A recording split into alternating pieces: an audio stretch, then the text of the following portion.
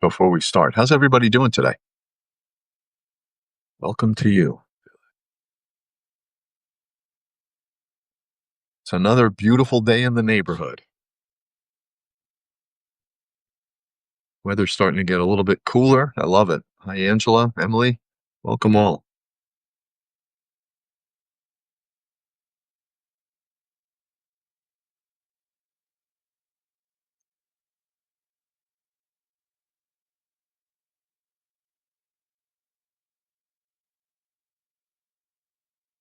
It's feeling good. It's a good day for a good day. It's a good day to win. Um, I just want to share. I had an experience today with one of the comments in Substack. Most of you probably didn't read it. Maybe some of you did read it. Um, somebody who somebody was in the chat and they made a negative comment. And I replied to the message, but I ended up blocking the message and blocking the reply. So I kind of have mixed feelings about that. I'm trying not to carry it with me, trying not to carry the experience with me. In fact, the focus today is clearing space. So working on not carrying it with me, but it did lead me to a little bit more clarity. Um, hold on one second. I'm going to turn on a light here. I did get a little bit more clarity from it. And what I wanted to say, that the whole point was, I wish this person well on their journey. I told them, not everybody in the collective shares the same beliefs, but that's just the way it is. But now I have it a little bit sharper, and you guys are here. You guys are the core right now. What combines us as a collective, or in this collective that we're creating, okay? In this collective that we're creating, it's not about believing the same thing. It's not about a shared set of beliefs or a rigid set of beliefs in any which way. Everyone's completely free to believe whatever they want. And the truth is, everybody walks into this with their own opinion, with their own background, with their own history, with their own goals, with their own desires, with their own, we all carry our own reality. There's 8 billion different realities in our own head. So we've all got these different experiences. No, we're doing this on Substack. I should go to Zoom. Although I don't know if I can do that at the same time, but I actually should go to Zoom and just make sure there's nobody there. Because I decided to do this I love the Substack Live. I'm really enjoying it. So it works really well um, for me. Zoom. I was going to do Zoom. So anyway, you see my ADD. I just like jump on whatever someone puts in front of me. I just change my mind. All right. So here's the thing. We don't have the same beliefs. What binds us as a collective is not a unity of belief or even a commonality of belief. What binds us as a collective is our shared values, the principles that we live by. And more importantly, as we grow, a shared purpose, something that kind of motivates all of us. So it's more of a cooperative community based on higher values and principles, not based on specific, you must believe this, you must believe that. Not at all. This whole thing is a journey, right? Your journey is different than mine. I'm still on my own journey, right? I don't preach this from an ivory tower. I'm on my own journey, just sharing with you. So what binds us is not that we all believe the same thing. That would be a religion. No, that's not us. What binds us, but there is a binding factor, and what does bind us is our desire to be better humans, our desire to raise the quality of our behavior, the values, the principles, the character traits that we exhibit, the principles and the values that we live by, and a shared common purpose, which we haven't gotten to yet. And I've talked about the timeline and when we're going to get to that, when we're going to start to get more organized. I apologize. I'm ADD again. I am going to see if I don't know why I can't get into my Zoom. So sorry, 1 second. I feel like I need to, if there's anyone waiting in Zoom, I want to make sure that they know to come onto Substack.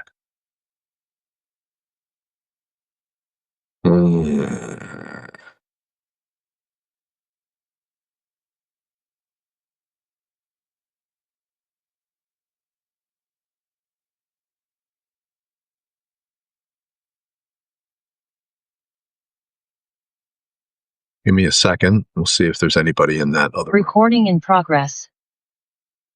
Yes, there is somebody there.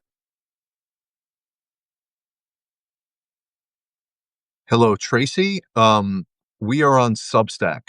So we're doing this live on Substack Live. So I'll keep this open if you want to chat, but we are doing this live. And Amy, I see you're also in the waiting room in Zoom. Is that the same Amy? There's an Amy there. We are on Substack Live. So we're doing this class on Substack Live. So, Oh, okay, thank you. yep, I'll see you there, Tracy.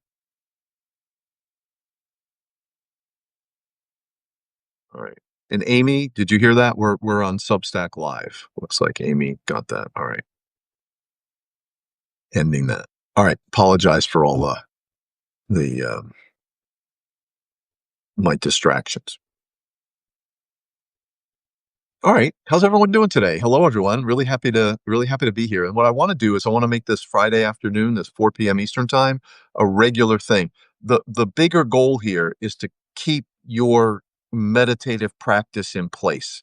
I really believe, at least in my own life, that having this anchoring system is really important because if you're not anchored, aligning yourself in the morning, aligning yourself in balance at night.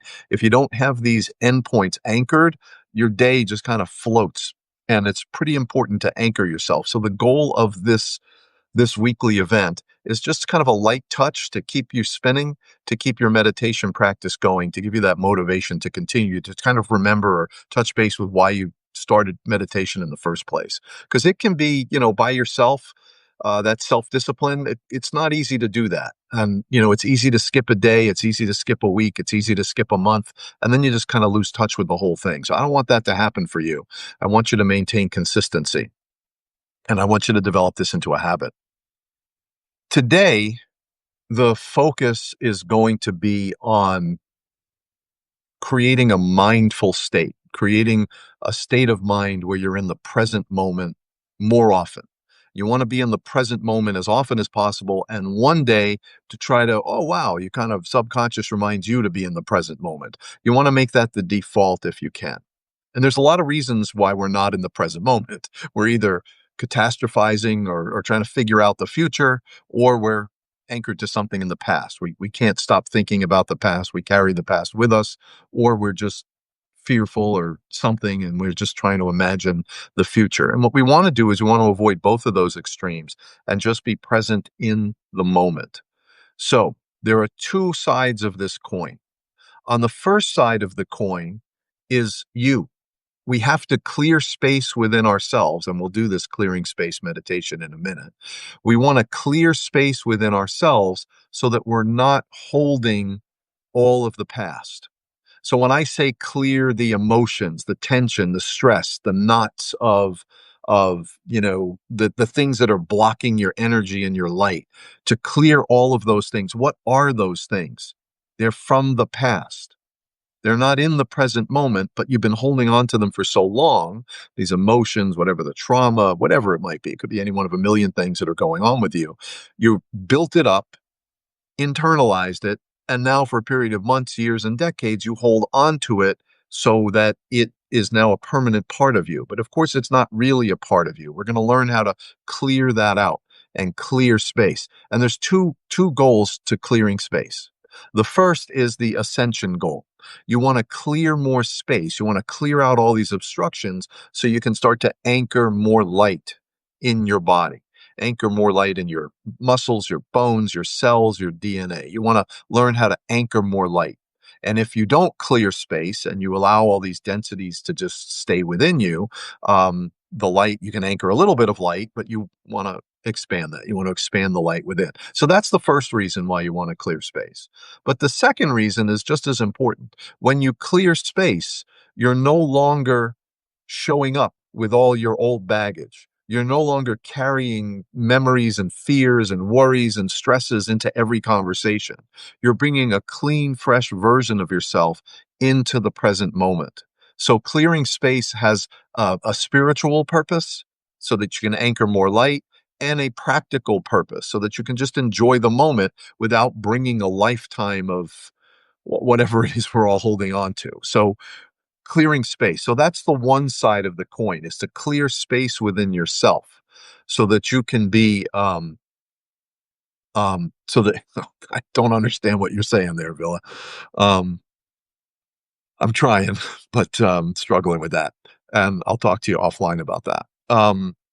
We want to clear space within ourselves so that we can be present in the moment and not bring our past. Just as one example, we bring our past into the current situation. My wife, just her thing is she just puts pillows on every chair and pillows on every couch. I mean, what the fuck do we need 20 pillows on the couch for? Why? Just why? Why do we? There's no place to sit. Every time you want to sit, there's pillows, right? So it's just like a little thing that just triggers me, just annoys me. So one day, I actually felt myself do this. Um, I walk past the couch and there's 20 pillows on it, and the thought goes through my head, why are there so many pillows? What do we need? I, you know, and then I walked in and we were talking about something, and I actually was like a little sharp and, you know, short or angry or something or sarcastic. And as soon as I said it, because of self-awareness that I've been developing in myself, I realized, wow, like I literally brought in my mood about these pillows into this conversation with her. And I projected my whatever I was carrying, got projected into that conversation. Then you realize if you do that even a little bit, you do it all the time. You go into a conversation or into a situation or into a moment, uh, bringing all your baggage with you, your emotional baggage and all that stuff. So that's one of the reasons we have to clear space. Now, on the other side of the coin, and this is really interesting, when you're in the present moment, you're really not in the present moment. So let's say I'm completely clear and I don't bring my agenda into this conversation or into this moment. I'm I don't bring anything to it. I'm clear. That's one side. On the other side, and you're in the present moment, you're not in the present. And this is really interesting. I heard this explained and I've started to meditate on it a few days ago, and it's becoming a little bit clearer. The frontal cortex, the frontal lobe of your brain, the big lobe of your brain. I'm always so interested in the subconscious mind. I wrote the whole book, The Cycle of Mind, about the subconscious, the subconscious, the subconscious, the subconscious. But as it turns out, you also have a conscious mind. And the conscious mind holds holds a map of reality, a map of everything that's ever happened, and it's what allows you to walk, and reality is always like right there with you, like you don't fall off reality, because this conscious part of your brain keeps a record of all this, and it makes sure that you see what you think you're supposed to see, and it carries a memory.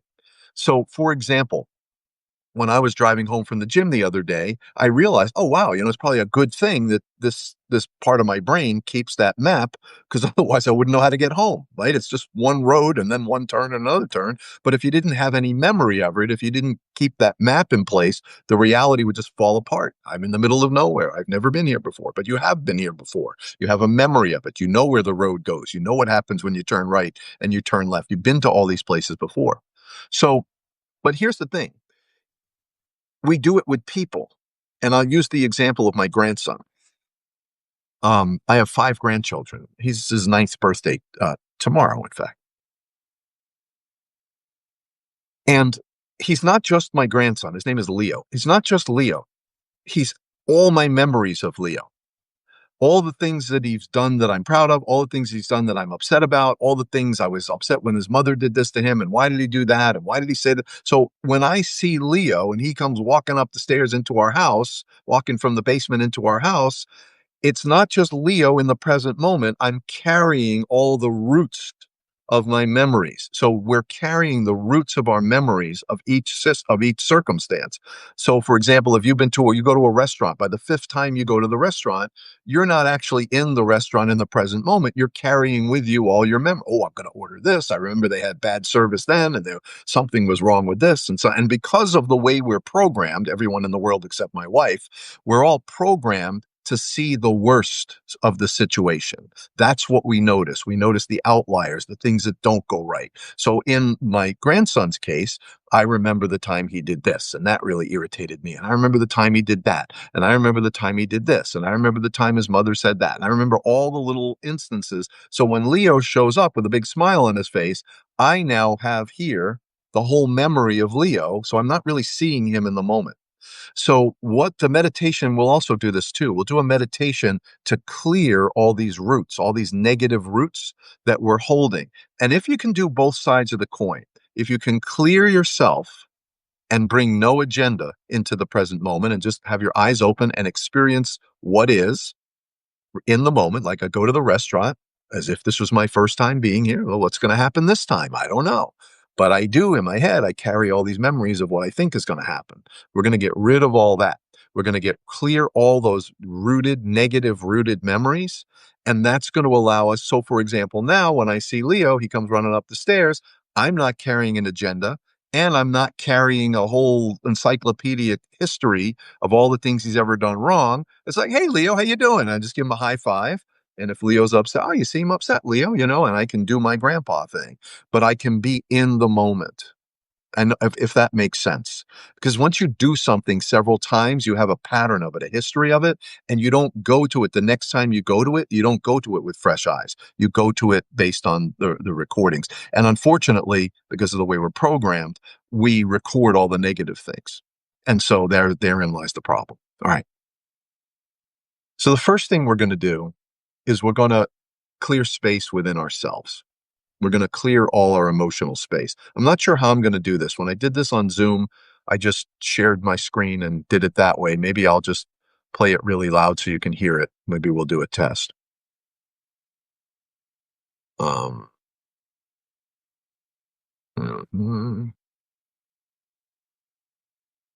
would this work? All right, remember when we clear space, there's two reasons why we're clearing space. And clearing space, this is meditation number 2 in this book, Meditation for Life. And this is a kind of meditation that you don't just do once. You want to clear space often, every day, every morning, every night for several weeks. Then you want to keep doing it until you own this meditation. You want to weave this idea of constantly clearing space into your personality, into your being, so you kind of own the meditation, if that makes sense. It's not just something you do or experience once. It's something I want you to continue to do and continue to clear space so that 2 reasons. Number 1, you can anchor more light on the higher dimensional ascension journey, which is great, important, healthy. It's a wonderful thing. And also so you don't bring your agenda, all your triggers into every conversation. You want to come into a new situation with a clean mind. So this is about controlling our own perceptions. I'm going to play this, but I want you to give me a thumbs up if you can hear it. I'm going to turn the volume louder. I'm going to turn the volume to the top and then let me know if you can hear. I'm going to play it for 5 seconds, then I'm going to pause it. Welcome to this clearing space meditation. Take a breath. You hear that? Perfect. Yes, everyone else good? All right. All right, here we go. All right, so if you can close your eyes, and we'll do the perfect. Excellent. So it works. All right. We're going to do the clearing space meditation, which is meditation number 2 from Meditation for Life. Here we go.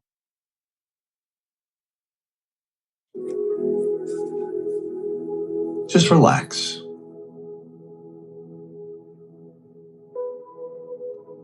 Know this. You are way further along on this path than you realize. The shift to higher dimensional experience is already taking hold. And you don't even need to understand it. Just feel it flowing through you.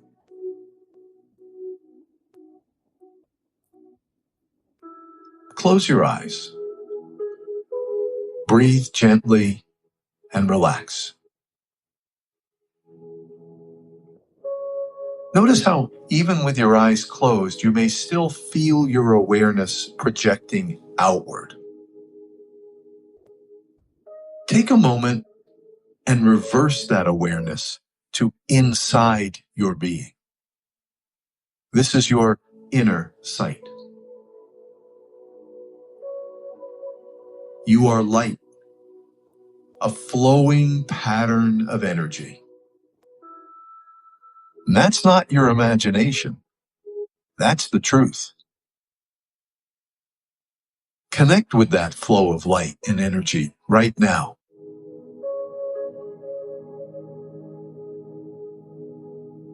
Feel your energy brighten with every breath. Each cell now holding more light than before.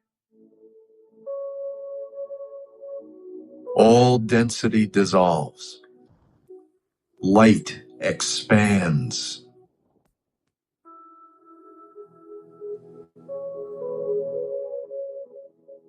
Now sweep through your body and clear out everything in your life that's not aligned, that's weighing you down. It all gets left behind. All the many roles you've been playing, all the old stories you've been following, they get left behind. All the emotional baggage, all the stress and worry that you've been carrying, that's not who you are. See all that density just vanish into a zillion tiny flashes of light, dissolving back into the void where they all came from. And all that remains is light, clear and flowing with energy. And anything that isn't light or energy, it's gone. Those densities were never real. They never existed. They weren't yours to begin with. You can let them go. And the moment you withdraw your attention, they disappear, and all that remains is light. All the work is done. Effortless. Flowing. Surrender into that flowing light and energy. And clear out everything that has ever limited you.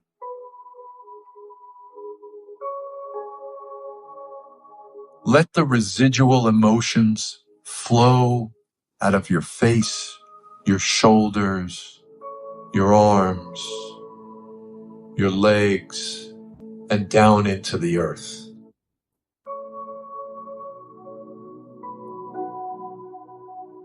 You're ascended,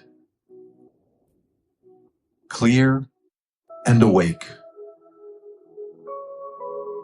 Not someday, now.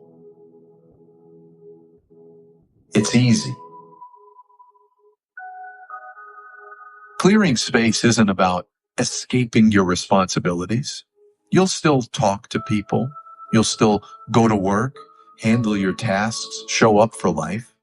Nothing in the outer world changes at all.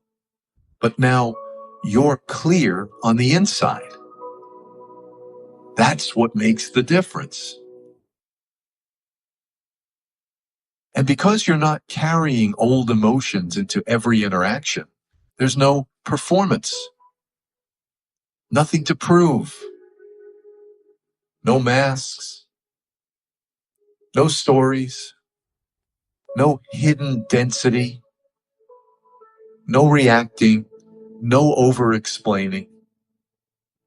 You're present, authentic, patient, holding more light. You are now a less dense version of yourself.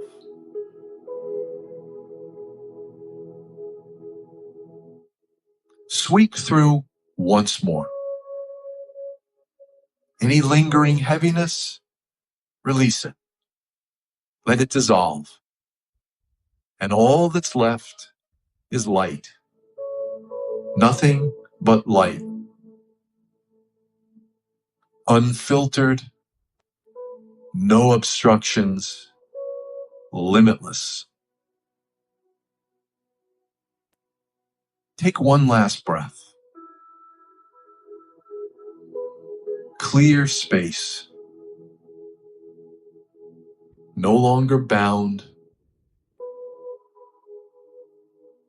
You are free and authentic. Flowing. Expanding. Light.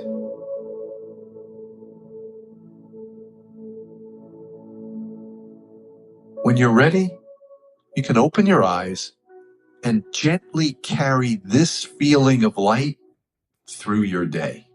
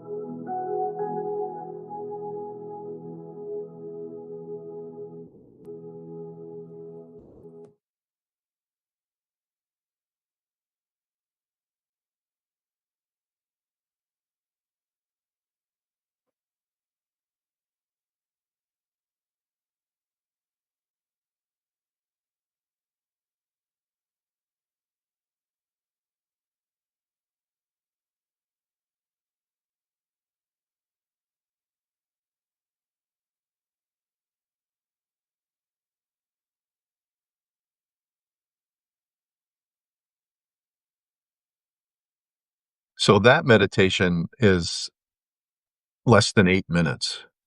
And if you really struggle with meditating, this will be a really good one to do in the morning and night because it's only 8 minutes. I'm sure some people have probably listened to it in their car and all that, but you've really gotta this is a nice thing to do. And imagine if you don't anchor in the morning and night. Imagine if you don't clear space. Imagine all the people that are walking around without even thinking about clearing space. You've got to clear that space so you can anchor more light and look up to higher dimensional ascension, and then clear that space so you just don't bring this whole agenda, all this coiled up tension that we carry around. You got to let go of all that. And at the end of the day, as it says, become a clearer version of yourself, a lighter, a less dense version, where it's everything that's gone. That's a nice one. Thank you all for that. Yeah, I'm glad you're all here for that. But again, not something you do once. This is clearing space is a project over a long period of time. How do we relish to this one? So Mike, in this book, Meditation for Life, that was meditation number 2. In this book, that was meditation number 2. And in this book, it's a journal, right? So you're going to journal your experience. It asks you some prompt questions, and then it has some affirmations, but it also has a QR code. So in the book, you just open you journal, you do your thing, then you QR code it, you listen to it, and then in the journal, and then you think through your affirmations, whatever you want to do. So there are 4 guided meditations in that book. And that's the point of these weekly sessions, Mike, is when you buy that book, you're not by yourself. We're here. And I'm plan on, as long as everyone keeps showing up, plan to be on here every Friday afternoon, and we'll keep this up. I want to point out just 1 or 2 mechanical things about meditating. Number 1, the instructions that you've been given of quieting your mind, get rid of that. Don't worry about quieting your mind. You want to start to use guided meditations. You want to give your mind something to focus on, something to think about. If that had been 20 minutes, you would have been sitting quiet and still because your mind is occupied. When you're sitting without any guided meditation and you're just freestyling it, trying to quiet your mind, all you're thinking about is how your mind isn't being quiet, and then you feel like a failure, you give it up. And we've all been through that cycle of starting meditation and stopping and sticking with it, then stopping. But once you grab these meditations, once you grab this meditation habit and you actually start to clear space, you start to come to balance, you start to actually feel some of the benefits, don't let it go. Like, it's so easy to just stop. Don't let it go. That's why we're going to be here every week, to just give you a light touch, to keep you spinning, to keep you recommitted to your meditation practice. I know, Mike, I can do freestyle now, but I will tell you a secret. It's not a secret. Those people that are meditating 30, 40 minutes, they're not thinking of nothing. They're running through sutras or routines in their head. Like the three veils of duality or the clearing space meditation. They're doing it in their own head. Now, here's the crazy thing. You do these guided meditations, you clear space, come to balance. 3, 4 months from now, amazingly, you can quiet your mind.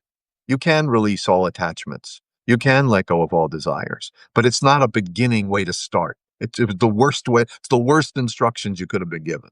And we've all been given those instructions and we've all tried and failed, and just say, I guess that's for somebody else. It's not for somebody else. It's for us. But guided meditations are going to help you. But I also want to point out this idea of inner sight, because we had this conversation on live the other day. I'm not telepathic, right? I don't have any guides. And before you tell me, "Oh, Alan, I see the guide sitting over your shoulder." No, you don't. I don't have any guides. Maybe I do, but I don't hear any voices. I don't get any information in dreams. I'm just not telepathic. I'm dense. And when I close my eyes, I only see darkness. And it's a real struggle. Has always been a struggle for me. So I'm empathizing with people who it's a condition. It's called something.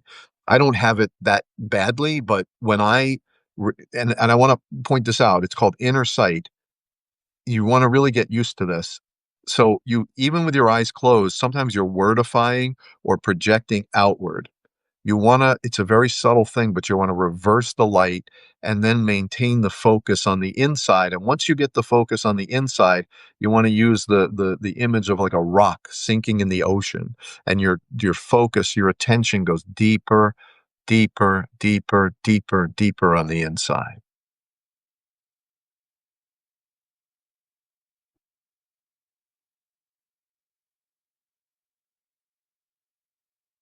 And at any time, if you feel yourself pointed outward or you're wordifying or talking to yourself, just reverse the light.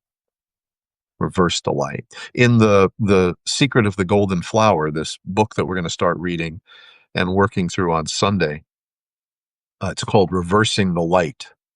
And then you reverse the light, and in that book, then they give you a meditation to circulate the light.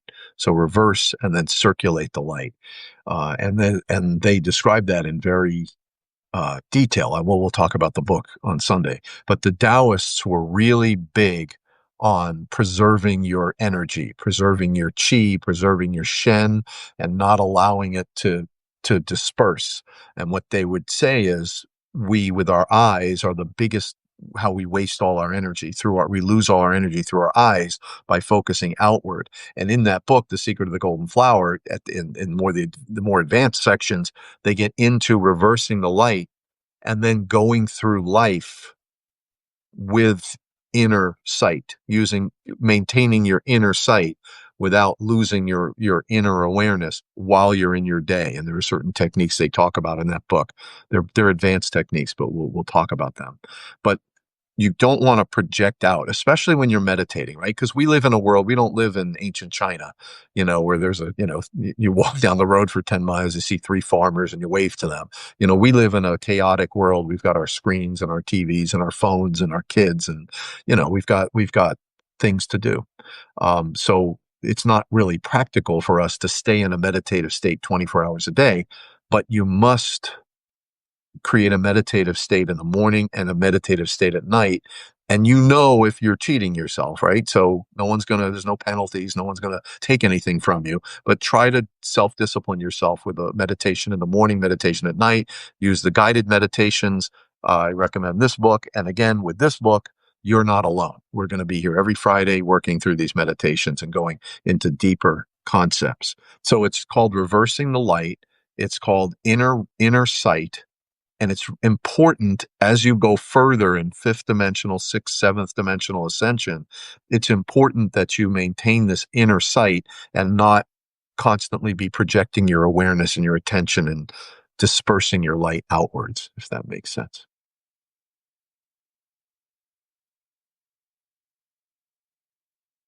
Also, notice when we do guided meditations, I don't tell you how to sit. I don't tell you, where to put your tongue or how to hold your fingers or how to cross your lips. All that is external stuff. That's all outer stuff. It does not matter. In other words, if you're meditating with your legs crossed and your hands in the right thing and your eyeballs looking at your third eye and your tongue on the roof of your mouth and you've got everything perfect and all you're doing is, not meditating, I'd rather just sit in my, slump back in my easy chair and go through an inner journey than do it. There's no right way to meditate, because if there's soon as there's a right way to meditate, the teacher has all the power and you're always striving to learn how to do it right. Meditation is a very natural experience, particularly guided meditations. Just relax, close your eyes, and allow yourself to go on the journey. And always remember this: people that get really hung up on how they meditate, what time they meditate, what posture and all that stuff, people that focus on the mechanics of the meditation, you're missing the whole point. Meditation is nothing more than a doorway that you open up and then you walk in the room and you enjoy this inner experience. Enjoy your own energy flow. Start to activate new abilities and new psychic concepts inside your head. Take yourself to higher dimensional perspectives. You just open the doorway and move in. You don't open the door and stare at the door for 45 minutes. If you go to a party, you don't open the door and look at the door. Am I meditating right? Am I doing this right? I have to hold my fingers like this, my hands like that, legs crossed like this, 4:30 in the morning and that's all outer stuff. The meditation, how you meditate is not important. It's the experience you have when you're inside your inner world. It's the inner sight that's taking you into a whole nother world. And let me also explain this. Over time, you have to cultivate a meditative mindset. You cannot ascend, assuming not everyone here is interested in ascending, and that's fine. But for those of us that are working on ascension, on like clicking into higher dimensional awareness, you can't get into higher dimensional awareness if you have the same exact focus and mindset and attitude about the outer world. You have to start releasing your attachment to being in the outer world. You're still in the outer world, right? We did a nice inner meditation. When you opened your eyes, the room is still there. My wife is still downstairs, same bank account, nothing changed. Everything's the same. So the outer world doesn't change. I changed myself on the inside. And it's this meditative inner mindset that you have to cultivate over time. That's the only thing that's going to allow you to truly make some distance between you and the third dimensional construct. You're still in it. You still look at it, but you're looking at it through a window.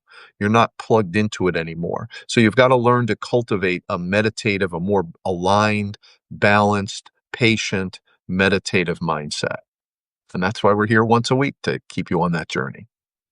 Now, I also told you that the goal of today, the focus of today, is to learn how to be present in the moment.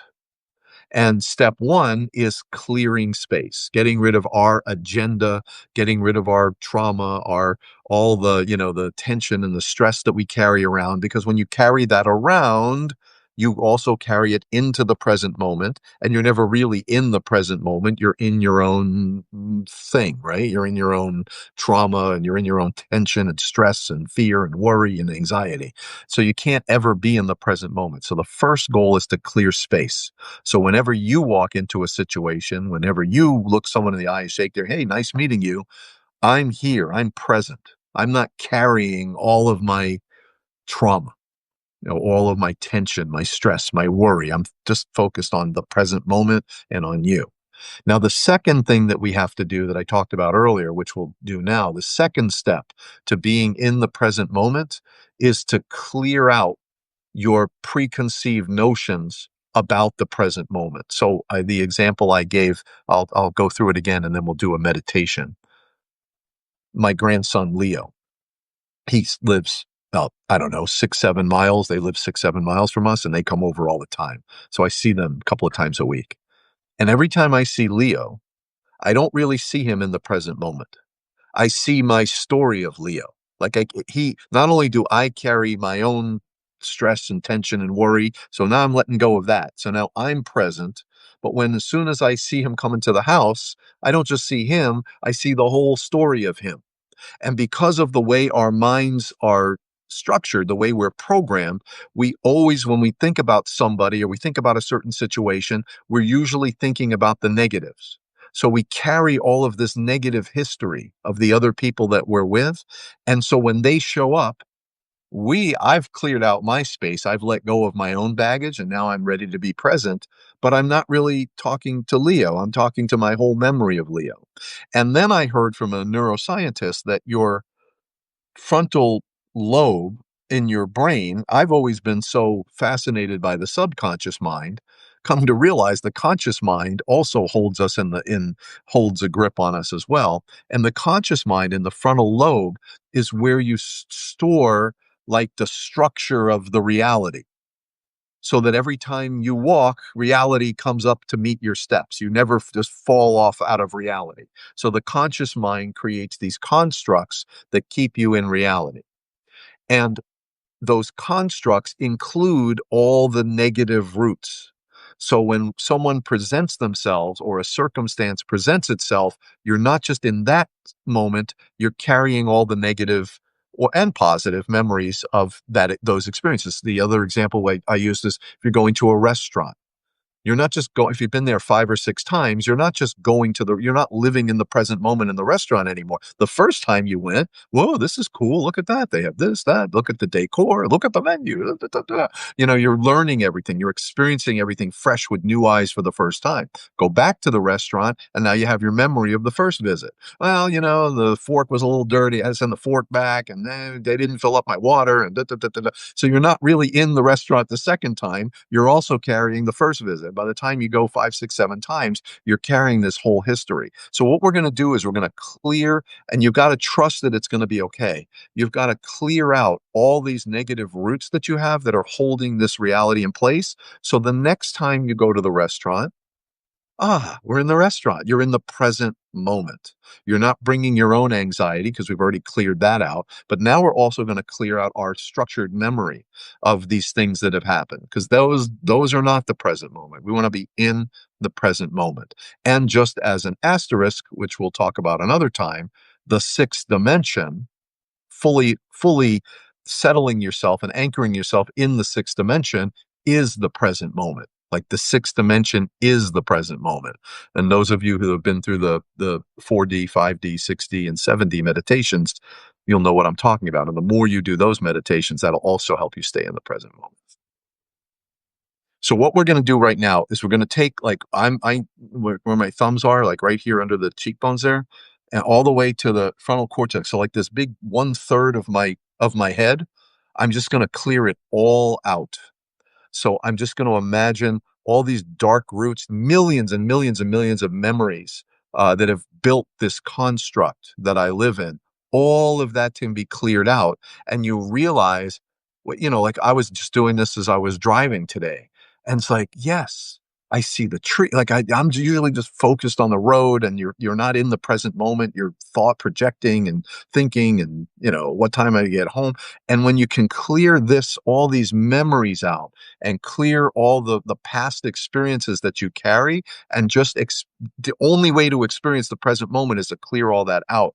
And then all of a sudden you're seeing the road I was in an intersection. It's like, I've never even seen this intersection. It's like 2 miles from my house. It's like, wow, I didn't know there was a such and such store there. Wow, I didn't know there was that there. Wow, there's a post office there. I didn't even know. It's like I'd never been there because I've been in my own head. But now when you clear all that out, you can be in the present moment. So just take a minute. I'm not going to do a formal meditation. And just imagine this whole 1/3 of your head here, and just see all the negative roots, the dark roots that are there inside your conscious mind, and just clear it out, because I don't need my conscious mind to create the construct. I want to experience the construct now, moment by moment, as it's happening.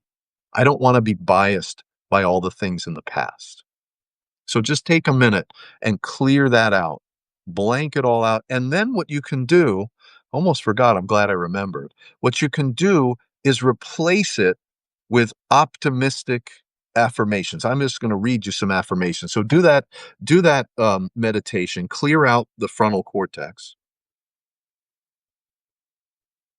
And instead of all the memories that you're carrying and never stop thinking about, clear all that out and let's replace it with positivity and optimism and a whole new mind track, a whole new set of word tracks.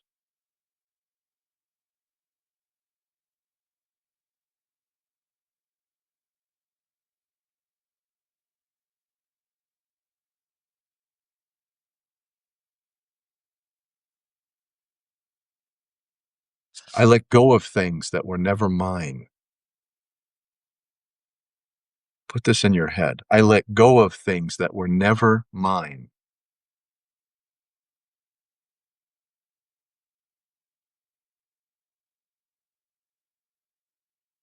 If it's not the present moment, I let it go. If it's not the present moment, I let it go.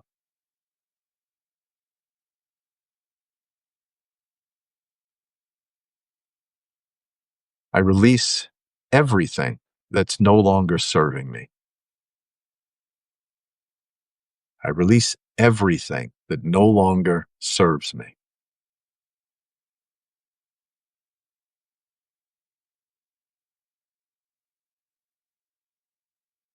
I'm finding the positive in every moment. I'm finding the positive in every moment.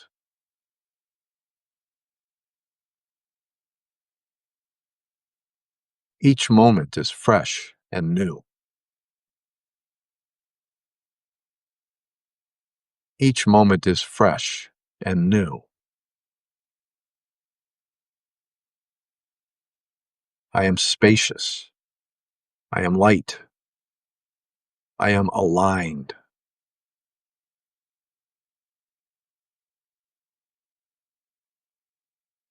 My ability to be in the present moment is increasing every day. My ability to be in the present moment is increasing every day.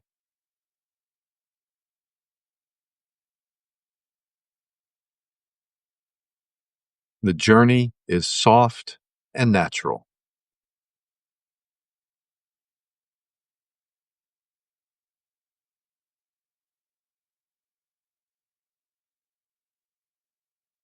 And with every breath, I find more room for peace. With every breath, I find more room for peace.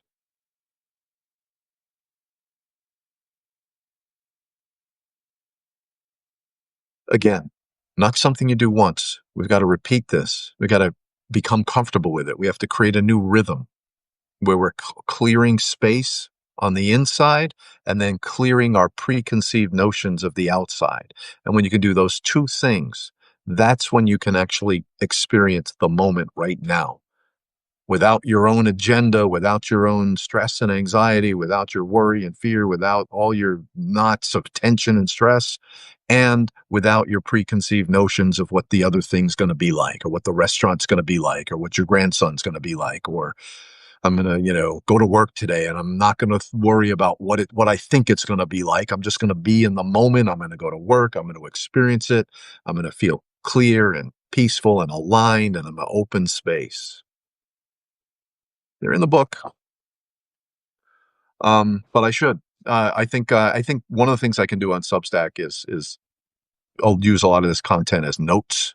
But anyway, We digress. You need to be on the the committee, the social committee. I need help. So there's that. So that's what I wanted to share with you guys today. Now I open it up for your thoughts, your comments, and any questions you have.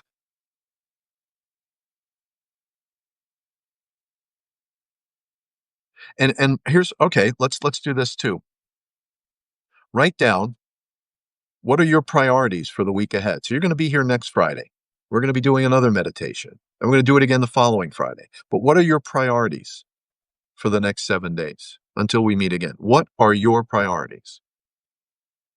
And just write them down. You don't have to publicize them. I read something I thought was absolutely fascinating. Like, don't say your goals out loud. Because when you say your goals out, oh, I'm going to meditate every day this week, then you get like the dopamine reality that you are actually going to meditate every day this week, and yet you don't. So keep it to yourself. If you want to share it, you can, of course. But write down what are your priorities. Let's say 3 priorities for this week.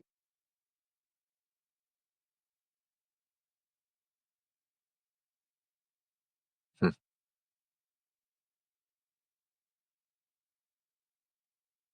Yes, and please add to that, Liz, taking deep breaths, deep breathing. And every session, just take 3 deep breaths. That way you'll take 3, 3, and 3. 9 deep breaths a day is a great way to start.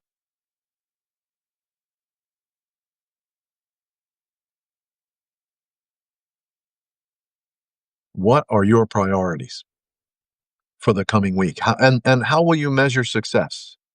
How will you measure success? To read something new every day, connection with all of you.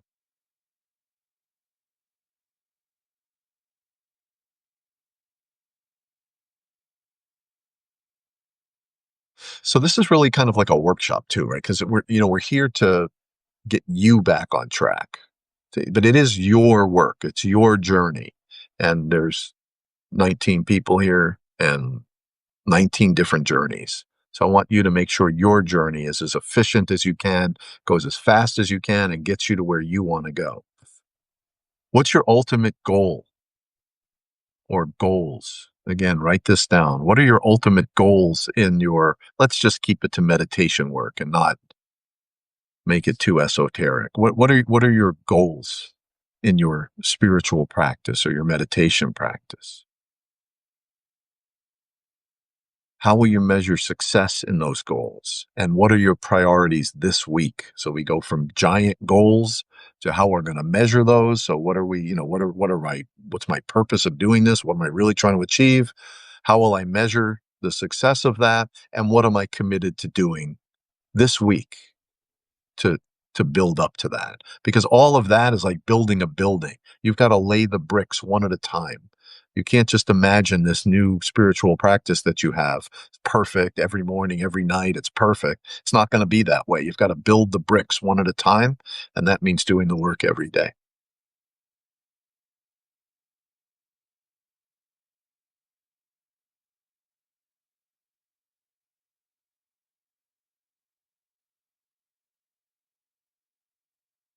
Yeah, let's work on staying present. It's quite an experience. This staying present experience. It's quite an experience when you do it, not just me telling you to do it, but when all of a sudden, like an hour from now, it dawns on you, oh, wow, I see how I'm not present.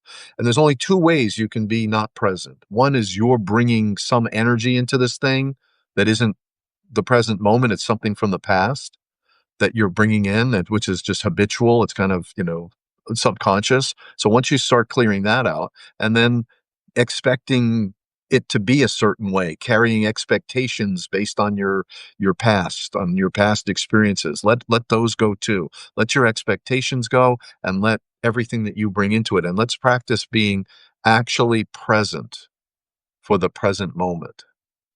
And again, it doesn't mean that you can't say anything. It doesn't mean you have to be silent. Doesn't mean you can't take action or have an emotion or a response. It just means you're present. You're not carrying an agenda into it and you're not expecting anything from it. No agenda. Consistency, doing deep breaths and meditations every morning and night. Yep.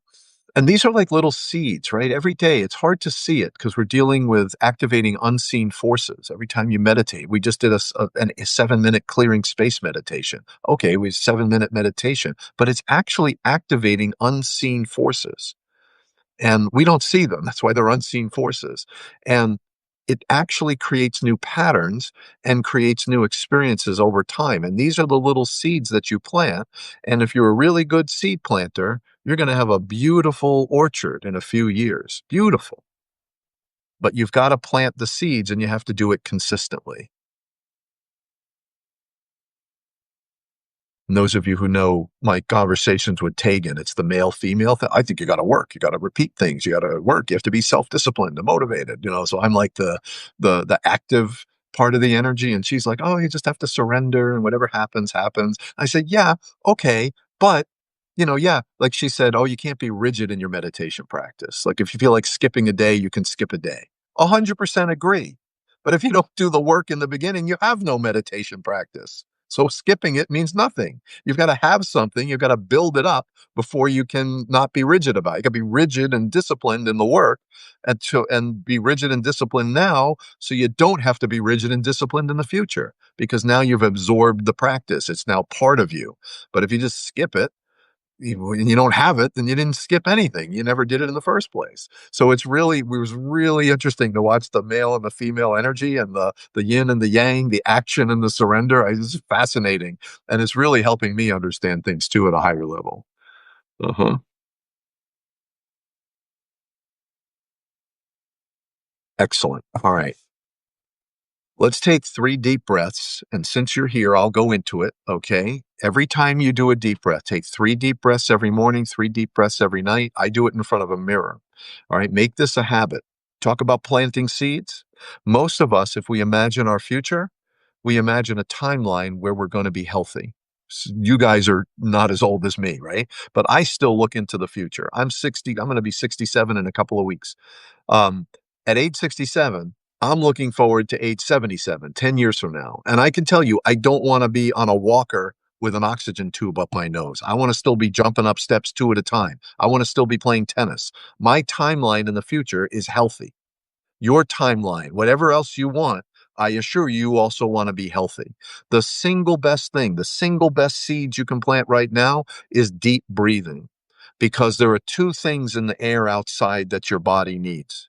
Needs. Otherwise, if you don't get it, 2 minutes, you're dead. You can go, 40 days without eating, 5 or 6 days without drinking. You can only go 2 minutes without breathing, because every cell in your body needs 2 things from the air around us. It needs oxygen, and it needs the vital life force, or chi, or prana. So oxygen and energy, vibratory energy. That's what we need. So right now, all that oxygen and energy is out in the air. I'm in a little room here, but even within this little room, with the door closed, the window closed, there's still an infinite amount of oxygen and an infinite amount of chi, prana.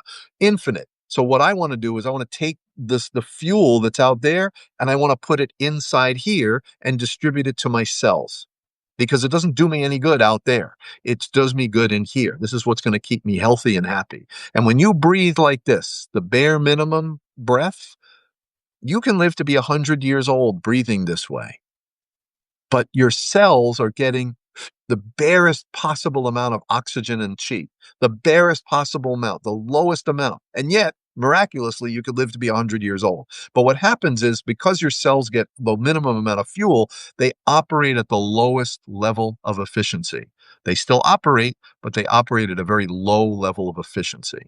When you increase the fuel, the oxygen, the life force, the chi, the prana, when you hyperoxygenate, you take much more air into your body, and that gets distributed to your cells. The first day, your cells, yeah, she's lying. I mean, that was really good. I'll take all that energy and oxygen. That was great, but she's not really going to do that again. She's just pretending. You do that for a couple of days and a couple of weeks, all of a sudden, and you don't have to be, every breath doesn't have to be a deep breath. 3 deep breaths in the morning, 3 deep breaths at night, couple more throughout the day. You don't have to do, you breathe like 8,000, 10,000 times a day. You don't have to do it 10,000 times, just a few times in the morning. And what you're trying to do is trying to get muscle memory in your diaphragm and in your ribs. You're trying to get the muscle memory so you become automatically a deep breather. So instead of your average breath being like this, your average breath is like this. And your big breaths at morning and night are like this. And when you hyperoxygenate, the cells start to get used to having more energy and more oxygen, more fuel, and all of a sudden they operate with higher level of efficiency. Your whole body is operating at a higher frequency, a higher level of vibration. And most importantly, is your immune system is getting stronger. That's the most important thing, because this COVID thing that happened, all that COVID thing was a distant rumbling thunder. Over the next 20 years, there are going to be waves of these viruses coming through our population, going through the world. And COVID, who got hurt in COVID? The people whose immune systems were very weak and low. The people who had high immune systems, they even got infected. They wouldn't even know they were infected because their body fought it off. You need to high immune system. Okay.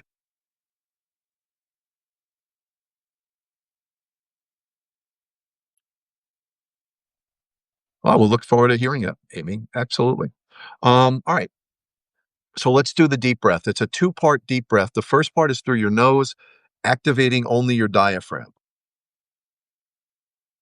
So you want to push your diaphragm out, expand your diaphragm, and just allow the air to come into your nose. Just do that a few times. Eventually, you can take in more and more with your diaphragm. Most people are limited to how much they can breathe just through their diaphragm, but just practice it a few times. And then contract your diaphragm, push the air out. Just do that, maybe 3 cycles of that breath.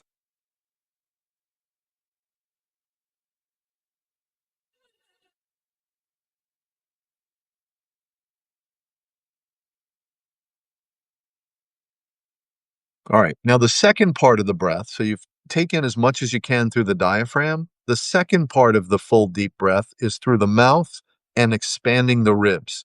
When you're breathing, when you're deep breathing, keep your elbows away from your body, because if you see how your lungs operate, when your elbows are in tight, that compresses the ribs and that compresses the lungs. So they can't take in, they can't fully expand.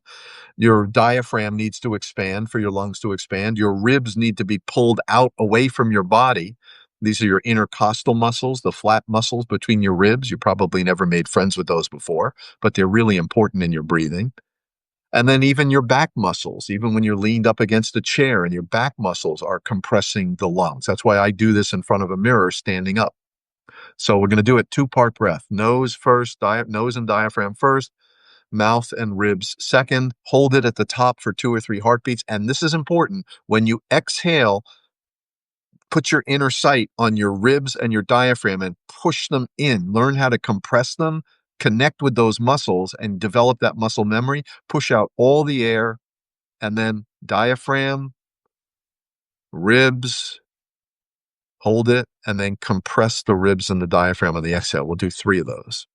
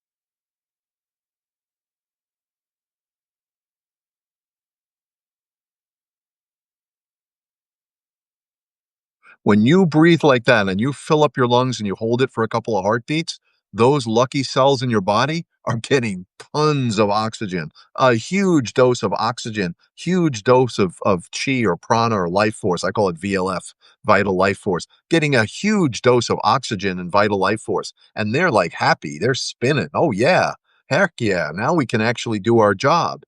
instead of vibrating down here and agreeing, okay, we're going to operate at the lowest possible level because we don't have any fuel. But now they have lots of fuel and they love it. And their cells start to vibrate. They're happy. That's really important. And on this topic of self-discipline, discipline actually leads to freedom. Discipline creates habits, right? Once you discipline yourself into a habit, then after a few weeks, the way habits work, once you create that pattern, it becomes subconscious and the subconscious takes it over. And then you don't have to worry about the discipline anymore. That habit's now locked in. So now you have the freedom where you don't have to, kill yourself every day to do, you already did all the hard work in the beginning. Now you have the freedom. Emily, it helps with chronic pain. What are we talking about? The breathing, the deep breathing? Tell me more about that, Emily.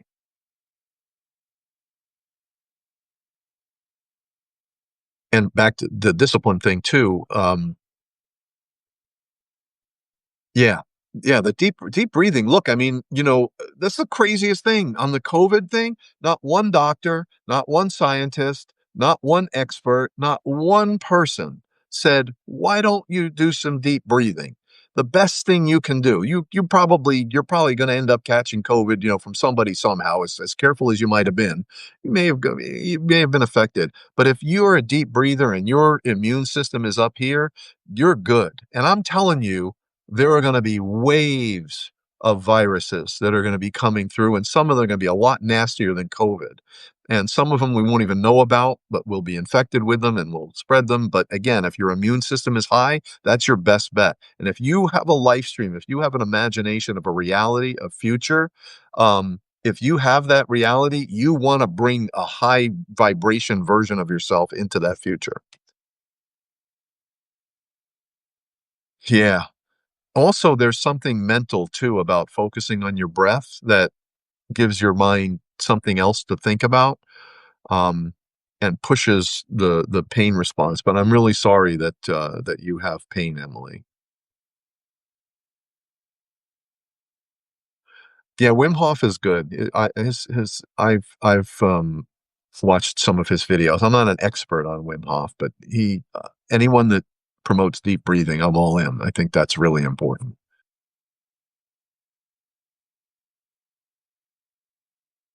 So I want you to think again, the goal today is a couple of goals. Number one is to spin your meditation. Like, don't let it die. Keep going, keep discipline, come back next Friday, keep the work. What are your priorities for the week? How are you going to measure success? And what are your big goals? Or what are your spiritual goals or your meditation goals or the goals for your spiritual practice? How will you measure success? And what are you going to do this week about it? You can go top to bottom or bottom to top, but it's something you should write down and think about, because if you write it down, you're far more likely to remember to do it. So that's number one, is to keep your meditation practice spinning and balanced, and keep yourself aligned, and make sure that you're, at least for a few minutes in the morning and night, anchoring yourself in peaceful thoughts and balance and alignment. That's really important for the long term. Like, that's important for the rest of your life. Meditation isn't just, I always joke around. It's not meditation for the next 2 weeks. It's meditation for life. This is a habit you want to ingrain into your being, into your lifestyle. That's what I wanted to share with you.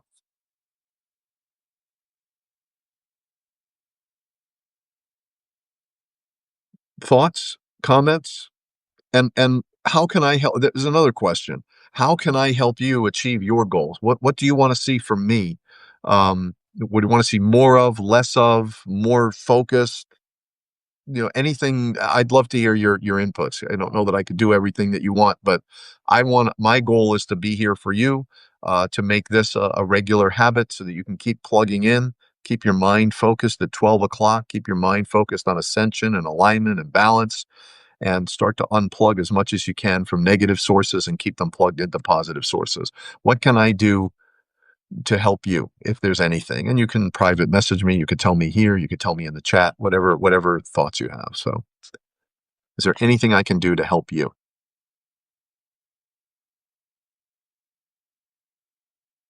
Now, let me also commercial. If you haven't signed up for Sunday's book review, or we're going to talk about that for 4 or 5 weeks. We're going to go through that book, The Secret of the Golden Flower. If you are interested, what genre would that be?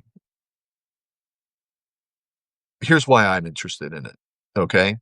I've studied enlightenment. I've studied 6 different systems of enlightenment. There are probably somewhere between 12 and 24, somewhere between 12 and 24 amazing books from different enlightenment systems. One of them is the writings of the second Dalai Lama. Amazing. Like, I can't believe he wrote all that stuff down. He just wrote all the secrets, and he wrote it all down for anybody to read. I guess he didn't know we would be reading it, but that would be an example of one of the books. There are several others I can talk about, but one of the books that stands out as one of the actual jewels of enlightenment, and it stands out for a couple of reasons. Number one, we know who wrote it. Number two, uh, we know we know that it's accurate and it's been preserved exactly as he wrote it. And number three, it talks about something that's really, really higher level. Like, it's not just your everyday thing he's talking about. And the book is really short. And what I love about the book is he just dives right into the deepest part right away. He doesn't waste his time walking around the swimming pool explaining it for 6 chapters. Of course, my book, I have to explain it for 6 chapters before I jump in, but he doesn't do that. He just jumps right in, gets right to the heart of the matter. And the heart of the matter is, in each of us anchors a little bit of light. Okay. Otherwise we'd be dead. We are a being of light, anchored or intertwined in this physical body. This is our current experience of reality, but we are light on the inside. And this meditation, The Secret of the Golden Flower, the word golden flower is their metaphor for the light within you. And he talks about a specific practice of meditation that cultivates this light and wakes up in you a higher consciousness of light. So you actually have like almost like a second awareness of light. And what happens is then the light is anchored more deeply in your body. And the more you do this practice, the more the light flows, the more this light consciousness wakes up and becomes real, until eventually, if you do this for years and years and years, you become that light. And in Taoism in China, though I should have said this is a Tao, it's from a Taoist author in 825. Um, if you do this over time, in Taoism, they didn't call it enlightenment. They called it inner radiance, or they also called it immortality. And they said if you do this practice over a long period of time, you become immortal. In other words, the light becomes a real thing. And it's pretty amazing when you wake it up and you first feel that. It's quite an experience. That's a commercial. So if you're not already signed up for that workshop on Sunday morning, do that. So I asked, what can I do to help? Thank you. Be your natural self like now. So continue on. Thank you. Appreciate that. I think the fact that you show up for us is doing exactly that, keeping us plugged into the positive sources and unplugging the negatives. Yes, yes, yes. I'd like an open forum space where we can get on and share ideas and book, TV, movie recommendations that have helped us, and get to know each other as a collective for those who want to share. Okay. All right. So Amy, I'm going to address that. I hear you. I hear you. We want to be more of a community, more just regular conversations about that. So here's the thing. Let me tell you about the collective. I usually like to go 90 minutes, so give me a few more minutes and then we'll break after this. The collective is an amorphous thing, right? What I've come to understand is I'm the same. I don't have rigid expectations of what it is, how it's going to grow, when. I don't have like specific material goals about it. What I know is that when people come in, it's like a very like a vaporous form of energy. The more people that are in the collective, like there's 19 people here, that's a really good number. The more people that are here, the more we can start to align this energy. So right now it's just a bunch of random people coming in, and everybody's on their own path, on their own journey, with their own background, on their own experience.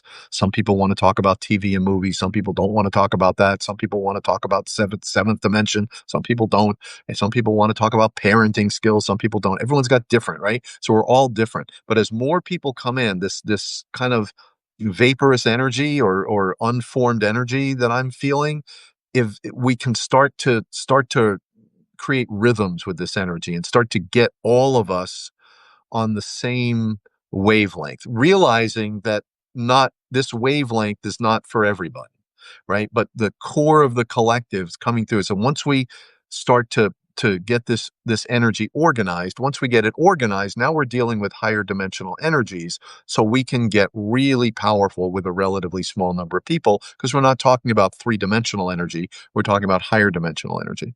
So that's the kind of the esoteric view of it. It's very vaporous. I make no promises. I can't say what it's going to be. I can't say how many members. I just can't say anything because it's all vaporous, right? But it is energy. And once it starts to get a little bit thicker, we can start to move it around. And when I say move it around, create rhythms and patterns, right? Like this Friday meditation is a rhythm, a long-term rhythm that we're going to create. The Ascension workshop on Tuesday night, I want to continue to do that. It's a rhythm that we're creating. In the chat, we're creating rhythms. You go home, then you go back to the chat, and then you go, let me see in the chat. So these are like rhythms that we're creating. And as more people get into these rhythms are going to start to become more defined. I said it earlier, I'll say it again. When we get to 100 paid members, we have 20 right now.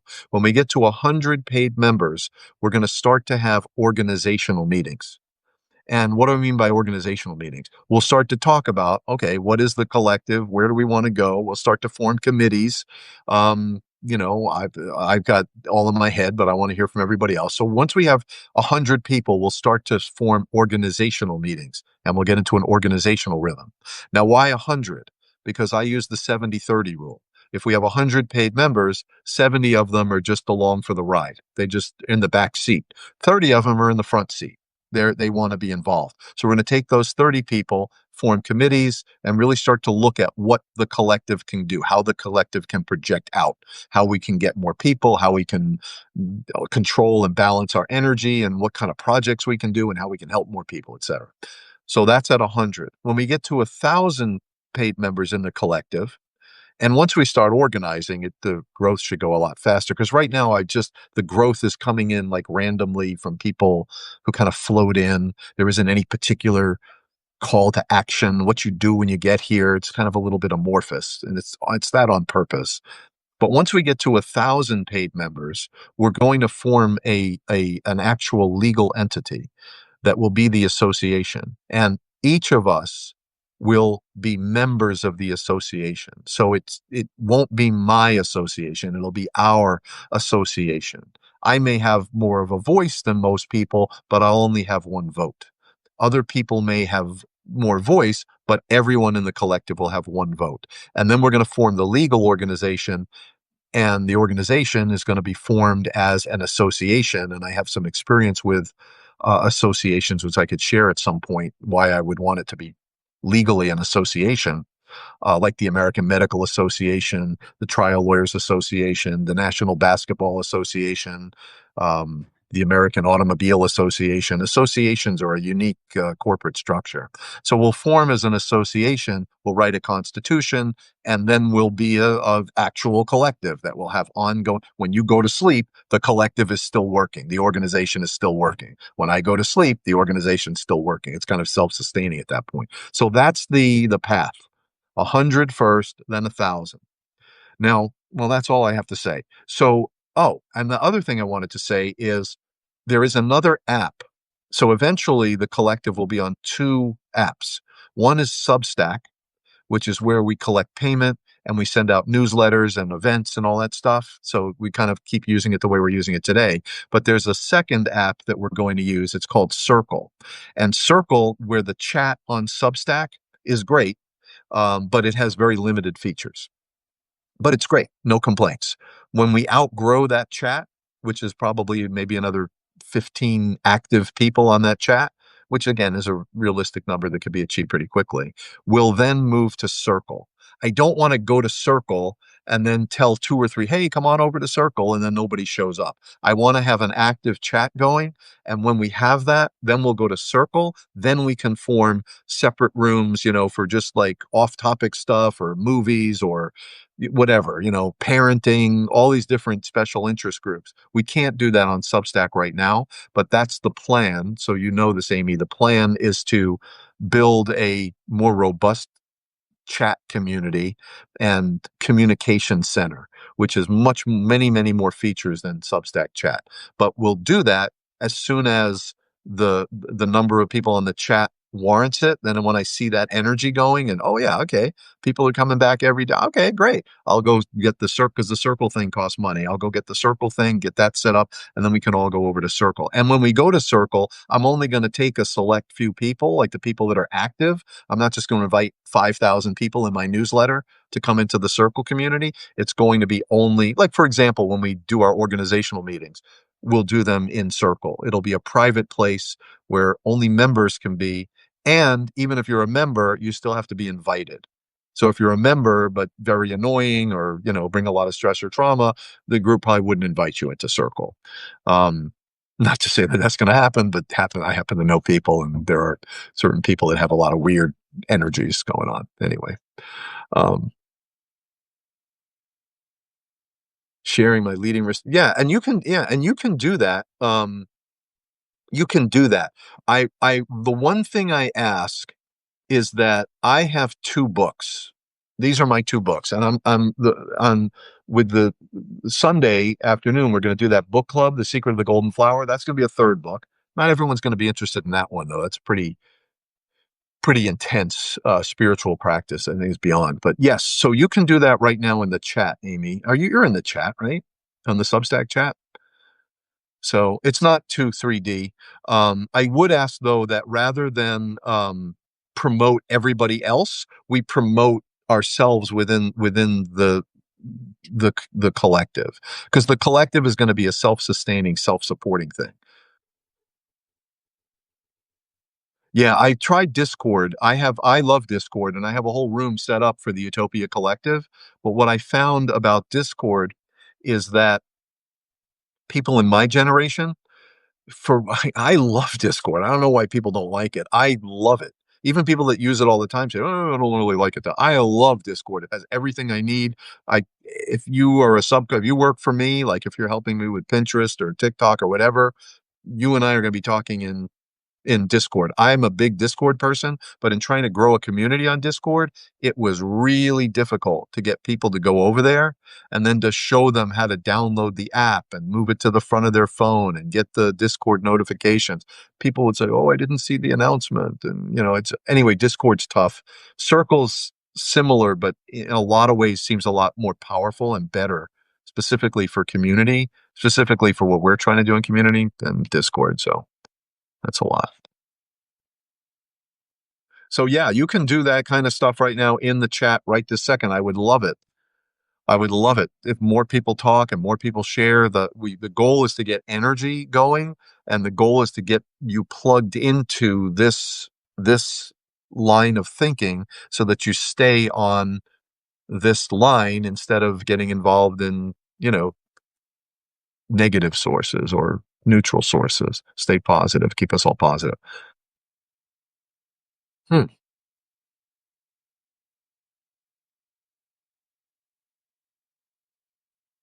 I should teach a course on brevity. I just have to talk on and on and on and on.